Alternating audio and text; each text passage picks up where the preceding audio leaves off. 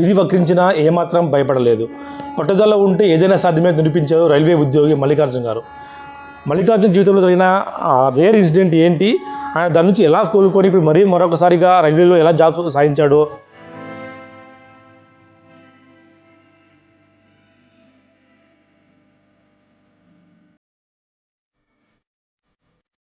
చెప్పండి. మీకు రైల్వేలో అతిపెద్ద ఇన్సిడెంట్ జరిగింది, లోకో పైలట్ జీవితాన్ని ప్రారంభించిన, ఎంతో ఆశల మధ్య ప్రారంభించిన మీరు ఆ సమయంలో ఏం జరిగింది సార్ ఆ రోజు? 2001లో నేను అసిస్టెంట్ లోకో పైలట్ జాయిన్ అయ్యాను. 2001 నుంచి 2006 దాకా నా అసిస్టెంట్ లోకో పైలట్ జీవితం నార్మల్గానే జరిగింది. 2006 ఏప్రిల్ 9న అనుకోకుండా మూవింగ్ ట్రైన్ నుంచి జారిపడి స్పాట్లోనే 2 కాళ్ళు కోల్పోవడం జరిగింది. ఆ 2 కాళ్ళు కోల్పోవడం చూసి అంతా అనుకున్నారు ఇతను ఆర్టిఫిషియల్ లింబ్స్ ద్వారా మరీ నడవగలడేమో అని.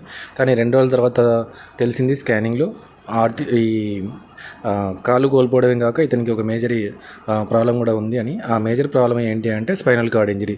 ఆ స్పైనల్ కార్డ్ ఇంజరీ అనేది అప్పట్లో చాలా కాంప్లికేటెడ్ ప్రాబ్లం. అది ఆపరేషన్ చేయాలన్నా కూడా కొంచెం ఆలోచించి చేయాల్సిన సర్జరీ. అది 1 నెల తర్వాత సర్జరీ చేశారు. సర్జరీ చేసిన తర్వాత డాక్టర్లు ఒకటే చెప్పారు, ఇతను కష్టంగా కూర్చోగలడు, ఆ ప్రయత్నం కూడా చేయకపోతే ఎప్పుడు బెడ్ రెడీనే అన్నారు. అలా తెలుసుకున్న తర్వాత నా జీవితంలో నాతో పాటు ఉండాల్సిన వాళ్ళు వదిలి వెళ్ళిపోయారు. ఆ తర్వాత నేను ఒకటే ఆలోచించాను, అట్లా ఆ రోజు జరిగిన ఇన్సిడెంట్ ఎలా ఉండేది అంటే ఏదో మిక్సీలో వేస్తే కొబ్బరి అట్లా ముక్కలు అవుతుందో అట్లా నా బాడీ ముక్కలు అయింది. ఇప్పటికీ ఈ హెడ్ ఇంజరీస్ చాలా ఉన్నాయి, అవన్నిటికీ స్టిచెస్ వేశారు. అవన్నీ అనుకుని ఆలోచించాను ఒకటే, ఇంత మేజర్ యాక్సిడెంట్ జరిగిన తర్వాత కూడా నాకు దేవుడు ప్రాణం ఉంచాడు అంటే ఏదో ఒక పర్పస్ ఉంది. ఆ పర్పస్ ఏంటో చూద్దాం, సాధిద్దాం అనుకున్నాను. కానీ అది అంత ఈజీగా జరగలేదు. ఒక 3 ఏళ్ల ప్రయత్నం. ఎందుకంటే నాకు అది ఒక పునర్జన్మ ఉన్నట్ల. మరీ వయసు అయితే ఉంది కానీ చిన్న బలుడిమాని మారిపోయాను. ఒక పక్కకు పొల్లాలన్నా కూడా దగ్గర 2 నెలల సమయం పట్టింది. తర్వాత లేచి కూర్చోవాలంటే కూడా కొన్ని నెలల సమయం జరిగింది. అది ఏదైనా పక్కకు పొలితే కూడా ఒక పెద్ద విజయమే, కూర్చున్నా కూడా పెద్ద విజయమే, ఆ వీల్ చైర్ నుంచి బెడ్లోకి వస్తే కూడా పెద్ద విజయమే, ఆ బెడ్లో వీల్ చైర్ మీద కొన్ని నిమిషాలు కాదు కొన్ని గంటలు అట్లా కూర్చున్నా కూడా పెద్ద విజయమే. ఇవన్నీ ఇంట్లో ప్రాక్టీస్ చేసిన తర్వాత నేను రైల్వేలో మరీ ఒకసారి అప్రోచ్ చేయడం జరిగింది. నా కండిషన్ ఈ విధంగా ఉంది, నాకు ఏమన్నా అవకాశం ఇవ్వండి, మరోసారి నేను నిరూపించుకుంటా అని. డాక్టర్లు ఒకటే చెప్పారు, నీకు ఈ బాడీ మీద ఏ అవయవం మీద కంట్రోల్ లేదు కదా, ఈవెన్ మలమూత్రాల మీద కూడా కంట్రోల్ లేదు కదా, నువ్వు ఈరోజు ఇంకోసారి జాబ్లో చేరిన తర్వాత నీ పక్కన కలీగ్స్ దాన్ని యాక్సెప్ట్ చేస్తారా లేదా అనుకున్నారు. కానీ ఒక అవకాశం ఇవ్వండి అని రిక్వెస్ట్ చేసుకున్న తర్వాత మానవతా దృక్పథంతో రైల్వే నాకు ఒక అవకాశం ఇచ్చింది.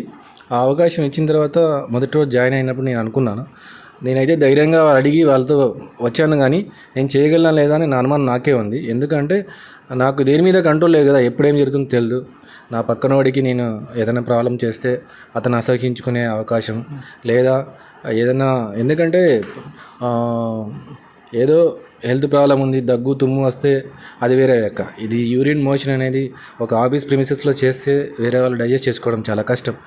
అట్లాంటిది ఒక వారము, ఒక నెల, ఒక ఏమంటారు ఒక క్వార్టర్ అట్లా ఆలోచించుకుంటూ ఈరోజు 16 సంవత్సరాలు అయిపోయింది.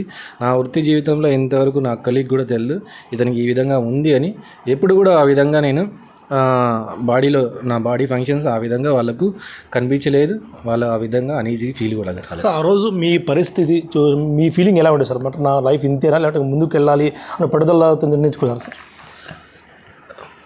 ఎందుకంటే అప్పుడు పడిన తర్వాత నేను ఒకటే ఆలోచించాను, ఎందుకంటే నేను అట్లీస్ట్ నా బెడ్ మీద అన్నీ జరిగిపోయేటి, మోషన్ అయినా యూరిన్ అయినా అన్నీ బెడ్ మీద జరిగిపోయేటి, నాకు తెలియకుండానే వెళ్ళిపోయేటి. ఒక్కోసారి నేను వేసుకున్న క్యాథెటర్ ఏమవుతుందంటే ఈజీ ఫ్లో లేకపోతే అదొక ట్విస్ట్ అయి ఉంటాయి కదా, మీరు ట్యాప్కి వాటర్ కనెక్షన్ ఇచ్చింటారు కదా, ఆ పైప్ పురి పడితే ట్యాప్లోంచి మీకు ఎట్లా పైప్ కూడా వస్తుందో అట్లా క్యాథెటర్ కూడా వచ్చి మొత్తం యూరిన్ కానీ ఏదన్నా జరిగినప్పుడు నాకు తెలిసేది కాదు. అదే యూరిన్లో నేను పడుకున్నానని కూడా తెలిసేది కాదు.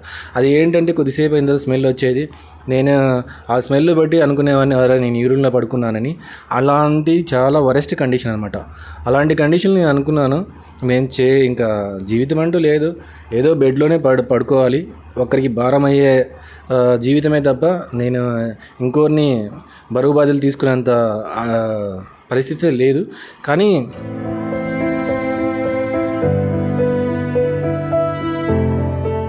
నాకు కొంతమంది ఏదంటే ఆధ్యాత్మికంగా కొంచెం తెలుసుకున్న మిత్రులు వాళ్ళు వచ్చి అప్పుడప్పుడు చెప్పేవాళ్ళు, నీకు ఇంత చేసినా కూడా ఏదో ఒక పర్పస్ ఉంది, దాన్ని మాత్రం నేను నిరుత్సాహపడద్దు, కొంచెం ఆత్మవిశ్వాసంతో ప్రయత్నం చేయి అన్నారు. అట్లా ఆత్మవిశ్వాసంతో ప్రయత్నం చేసి కొంచెం నాకు ఒక నమ్మకం కలిగిన తర్వాతే మరి నేను వచ్చి చేయడం జరిగింది. ఆ నమ్మకం ఈరోజు మీ అందరికీ మధ్య ఈ విధంగా నిరూపించుకోవడం జరిగింది. రైల్వే అధికారులు మీకు ఆ రోజు ఎలా సపోర్ట్ చేస్తారు? ఎందుకంటే రైల్వేలో ఉంటే కదా అన్ని ఫిట్గా ఉండే వాళ్ళు రావాలంటారు. ఆ అధికారులు అప్పుడు ఎలాంటి ప్రోత్సాహం ఇస్తారు? మీకు అంతా ఓకే చెప్పారా సార్? యాక్చువల్గా అయితే నాకు అసిస్టెంట్ లోకో పైలట్గా నా శారీరక కండిషన్ ఏంటంటే A1 ఫిట్.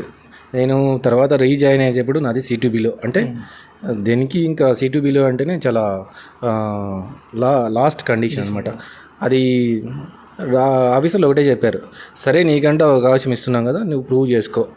ఆ ప్రూవ్ చేసుకునేది ఏంటి అంటే కూర్చొని జూనియర్ లెక్క జాయిన్ అయ్యాను కదా, కూర్చొని ఏదైనా వీల్ చైర్లో కూర్చొని చేసుకోగలడు, చేసుకున్నా కూడా చాలే, అతనికి ఎక్కడో చోట ఒక అకామిడేట్ చేద్దాం అనుకుని అవకాశం ఇచ్చారు. వాళ్ళ ప్రోత్సాహం కూడా మరవలేంది. ఎందుకంటే నా మీద నాకన్నా ఎక్కువ నమ్మకం వాళ్ళకు ఉండేది. అప్పట్లో వాళ్ళు ఒక అవకాశం ఇచ్చిండేది గొప్ప. ఎందుకంటే బాడీ ఫంక్షన్స్ నా కంట్రోల్ లేనప్పుడు నాకు అవకాశం ఇవ్వడం, ఆ నమ్మకం వాళ్ళకి కలగడం అది దేవుని కృపనే. సో ఈరోజు చిన్న కారణాలకి అనేక మంది ఆత్మహత్య ప్రయత్నం చేయాలి, ఆత్మహత్య చేసుకుంటూ ఉంటారు. అలాంటి వారికి మీరు ఏం చెప్తారు సమాధానం? ఎందుకంటే మీరు అనేక ఒత్తిళ్ళు ఎదుర్కొని ఈ స్థాయికి వచ్చారు కాబట్టి. నేను పడ్డ వెంటనే ఒకటే అనుకున్నా, నాకైతే అప్పుడు శారీరక ఏమంటారు, శారీరక, మానసిక, ఆర్థిక అన్ని రకాల ఇబ్బందులు ఉన్నాయన్నమాట. దాంట్లో శారీరక ఇబ్బంది అనేది చాలా, అది ఒక లైఫ్ అండ్ డెత్ సమస్య. మానసికంగా కూడా అంటే అప్పుడే ఒక యాక్సిడెంట్కి 2 నెలల ముందే మ్యారేజ్ అయింది, వాళ్ళు వెళ్ళిపోవడం, మనకంటూ ఒకరు నమ్మకంగా ఉంటారు అని అది కాదు, లేదు మనకు తోడు. అది కాకుండా అందరికీ భారమైన జీవితం. అది కాకుండా ఆర్థికంగా కూడా నేను ఏదైనా ఫిజియోథెరపీ చేసుకోవాలన్నా కూడా అప్పట్లో చాలా ఆర్థికంగా కష్టపడ్డాను. ఈ 3 కారణాలు. ఎందుకంటే ఒక మనిషి ఎవరైనా కానీ దేవుని ప్రార్థించేది ఒకటే, ఈ 3 నాకు ఆర్థికంగా కానీ, మానసికంగా కానీ, శారీరకంగా కానీ ఏ కష్టాలు లేకుండా చాలా దేవుడు అంటాడు. ఈ 3 కష్టాలు నాకు ఒక్కసారి చుట్టుముట్టాయి. అటువంటి టైంలో ఎవరైనా అనుకుంటారు, ఆలోచిస్తారు, నేను ఒకరికి భారము, ఇవన్నీ కష్టాలు నేను ఎందుకు భరించాలా, ఎందుకు బతకాలి అని ఆలోచిస్తాం. కానీ నేను ఒకటే అనుకున్నాను, ఈ శారీరక కష్టం చూసిన తర్వాత కూడా నాకు దేవుడు ఇంకా శ్వాస మిగిల్చాడు అంటే ఆ శ్వాస ఇంకోరికి భరోసా కల్పించే విధంగా మళ్ళీ మారుతుందేమో జీవితం అని ఒక నమ్మకం. ఎందుకంటే నేను మంచం మీద పడుకున్నప్పుడు నాకు ఆకాశం కూడా చూసే అవకాశం లేదు. నా ఇంట్లో బెడ్ 4 గోడల మధ్యలో నా సీలింగ్ చూసుకుంటా నేను చాలా ఆలోచించాను. ఎందుకంటే ఇంత జరిగిన తర్వాత కూడా ఇస్తున్నాడు అవకాశం. ఇప్పుడు కూడా నేను ఒకటే చెప్పగలను, ఎవరికైతే శారీరక కష్టాలు ఉంటాయి, మానసిక కష్టాలు ఉంటాయి, ఆర్థిక కష్టాలు ఉంటాయి, ఎంతోమంది సెలబ్రిటీస్ కూడా చాలామంది చిన్న ఆర్థిక కష్టాలు కూడా సూసైడ్ చేసుకుంటున్నారు. వాళ్ళకేం కష్టం, ఎంత పెద్ద కష్టం అయితే మనకైతే తెలియదు వాళ్ళ కష్టము. కానీ ఒకటి చెప్పగలను, నా కష్టం ముందు ఇంకోరి కష్టము తక్కువే అనిపిస్తుంది. ఎందుకంటే చిన్నది. ఈరోజు మీతో కూర్చొని మాట్లాడుతున్నా కూడా నాకు ఎంత భరించలేని పెయిన్ ఉంటుందంటే, ఆ స్పైనల్ కార్డ్లో నర్వ్ కంప్రెస్ అయింది కదా, అక్కడ నుంచి కింది భాగం అంతా మనం ఒక ఏదైనా కుక్కర్లో అన్నం ఉడుకుతుంది చూడండి, ఆ విధంగా బాడీ ఉడుకుతూ ఉంటుంది. అంత మంటలు అవుతుంటాయి. కానీ ఇప్పుడు అసలు మీకు సందర్భం గుర్తుకొచ్చింది, ఇప్పుడు బాధపడతారు అసలు? ఎందుకంటే పడిన క్షణాలు గుర్తుకొస్తే ఇప్పుడు బాధపడతారు, అరే ఈరోజు మేము బాగుంటే ఈరోజు వేరే పొజిషన్ ఉండేవాని ఏమైనా గుర్తుకొస్తుంది సార్? అది న్యాచురల్ అండి, మనిషికి అనిపిస్తూ ఉంటుంది. అది లేకపోతే నేను ఎక్కడ ఉండేవాడిని, ఎట్లా ఉండేవాడినో, ఇంకా ఏ విధంగా సుఖమైన జీవితం ఉండేదేమో అని. కానీ అవన్నీ మనకు అనుకున్నట్లా కాదు కదా, అలాంటి లిఖితం ఇదంతా. కాబట్టి మనం తప్పించుకోలేము. కానీ ఏదైతే జరిగిందో దాన్ని మనం యాక్సెప్ట్ చేసే స్టేజ్ ఉంటే ఏదైనా సుఖంగానే మనం చూడొచ్చు. ఈరోజు కూడా నేను ఆ కండిషన్ని యాక్సెప్ట్ చేశాను కాబట్టి ధైర్యంగా నేను 4 మధ్యలోకి ఈరోజు వచ్చి చేయగలుగుతున్నాను. ఎందుకంటే ఒక్క 3 సంవత్సరాల పాటు నేను 4 గోడల మధ్య జీవించిన జీవనం. బయటికి రావాలంటే ఈరోజు చూసారు కదా నా అవుట్ఫిట్ ఎట్లా ఉందో, నేను ఏదైనా అన్నీ కవర్ చేసుకునే రావాలా. ఈ అవుట్ఫిట్తోనే బయటికి రావాలంటే కూడా నేను ఒకప్పుడు చాలా అనుమానం పడ్డాను. ఇప్పుడు ఆటో దిగాలంటే కూడా నన్ను ఒక 2 మోసి కింద దింపాలా, 2 మోసి పైకెత్తాలా. అది కూడా చాలా నమోసి జీవితం అనిపిస్తుంది. 4 ఏమనుకున్నా పర్లేదు, మనకి ఏదైతే మిగిల్చాడో దాంతోనే లైఫ్ని లీడ్ చేస్తామనుకుని ఆ కండిషన్ని మనం అడాప్ట్ చేసుకుంటే చాలు. మనం ఎటువంటి జీవితాన్నైనా లీడింగ్ చేయగలము, మనం ఏదో ఒకటి సాధించగలం. అంటే మీకు ఇంత జ్ఞాపకం ఎలా వచ్చింది సార్? ఎందుకంటే దాదాపు 500 పదాలు మీకు స్టోర్లో పేరన్ని కూడా గుర్తుపెట్టుకుని చెప్తారు అని కూడా వస్తుంది. ఎలా వచ్చింది సార్ జ్ఞాపకం? ప్రాక్టీస్ చేశారు సార్? ప్రాక్టీస్ అనేం కాదు, కానీ ఒక ఐటెం ఏదైనా వచ్చిందంటే దానికి ఆ పేరు ఎందుకు పెట్టారు, దాని నెంబర్ ఏంటి, ఆ ఒక్కటికి 2 సార్లు నేను చూస్తాను దాన్ని, ఆ ఐటెంని ఐడెంటిఫై చేసుకోవడానికి. ఆ నెంబర్ ఏంటి, ఆ సీక్వెన్స్ ఏంటి అనే విధంగా ఐటెం వచ్చినప్పుడే అంత బ్రీఫ్గా దాని గురించి స్టడీ చేస్తేనే మనకు అర్థమైపోతుంది. ఆ విధంగా కాన్సన్ట్రేట్తో మనం చూసేప్పుడు ఏదైనా ఎవరైనా నార్మల్ మనిషి కూడా దాన్ని గుర్తుపెట్టుకోవాలి. ఒకటి, మనం చేస్తున్న వృత్తిలో మనకు పనిచేస్తున్న మీద వర్క్ మీద కాన్సన్ట్రేషన్ ఉంది అంటే ఆటోమేటిక్గా జ్ఞాపశక్తి కూడా పెరుగుతుంది. ఈరోజు మీకు యువతకి ఇస్తున్న సందేశం ఏం సార్? ఎందుకంటే మీ లైఫ్లో అనేక కష్టాలు ఎదుర్కొని ఈ స్థాయికి వచ్చారు కాబట్టి యువతకి ఇస్తున్న సందేశం ఏం? ఎటువంటి పరిస్థితి వచ్చినా కూడా నిరాశపడకూడదు. ఏదో చదువుకున్నామని చెప్పేసి ఉద్యోగం రాలేదని నిరుత్సాహపడ్డము, లవ్ ఫెయిల్యూర్ అయిందని చెప్పేసి బ్రేకప్ అయిందని చెప్పేసి నిరుత్సాహపడ్డం, లేకపోతే ఏదైనా బెట్టింగ్ యాప్ల్లో ఒకటే అండి, ఏమంటారంటే అనేది తక్కువ టైంలోనే మనం ఏదో కోటీశ్వర అయిపోవాలని, అది అక్కడ ఆశ కూడా కాదు, అత్యాశ ఉంది అక్కడ. అత్యాశ ఉంటే మాత్రం మానవుడు దేనైనా కోల్పోతాడు. మనకు కావాల్సింది ఒకటే ఆశ కావాలి, కానీ అత్యాశ ఉండకూడదు. ఈ బెట్టింగ్ యాప్స్ కూడా అంతే. మీకు పెట్టుబడి లేదు అంటే కూడా పెట్టుబడి ఇచ్చేవాడు ఒకడు ఉంటాడు, దాన్ని పెట్టుబడి ఇంకో బెట్టింగ్ యాప్లో పెట్టేటట్టు చేసేవాడు ఇద్దరు ఒకడే ఉంటాడు. మన వ్యసనాన్ని బాలిసం చేస్తాడు. ఒక డ్రగ్ అలవాటు పడి ఉంటాడు, ఒకటి బెట్టింగ్ యాప్కి అలవాటు పడి ఉంటాడు, ఒకటి మద్యానికి అలవాటు పడి ఉంటాడు, ఒకటి పేకాట అలవాటు పడి ఉంటాడు.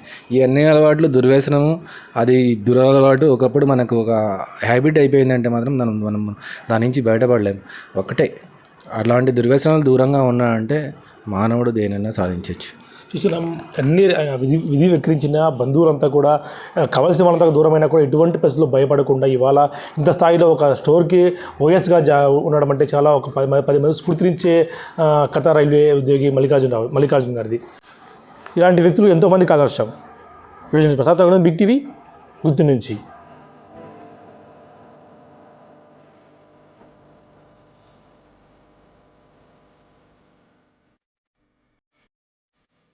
మా అబ్బాయి మల్లికార్జున రైల్వేలో జాబ్ చేస్తున్నాడు. 2006లో అనుకోకుండా ఇట్లా యాక్సిడెంట్ అయ్యి జరిగింది. చాలా మంచి వర్కర్, ఎంత టైంలో కానీ వర్క్ చేసి వచ్చేవాడు. ఆ రోజు అట్లా జరిగింది. అప్పుడు ఆ మాట వినే లోపల మేము చాలా నెల వరకు చాలా ఇదైపోయినాం.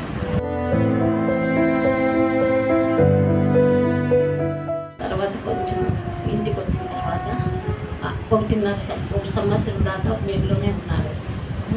అప్పటి వరకు మరి గుట్టకల్లికి వెళ్ళి సార్లంతా ఇచ్చేసుకున్నాం.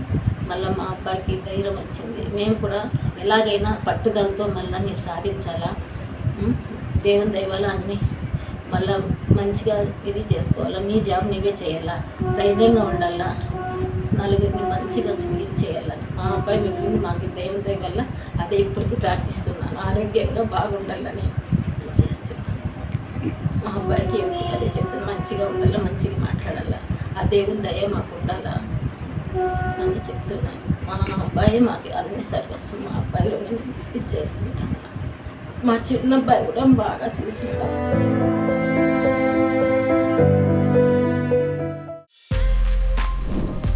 For more videos like this, subscribe Big TV channel.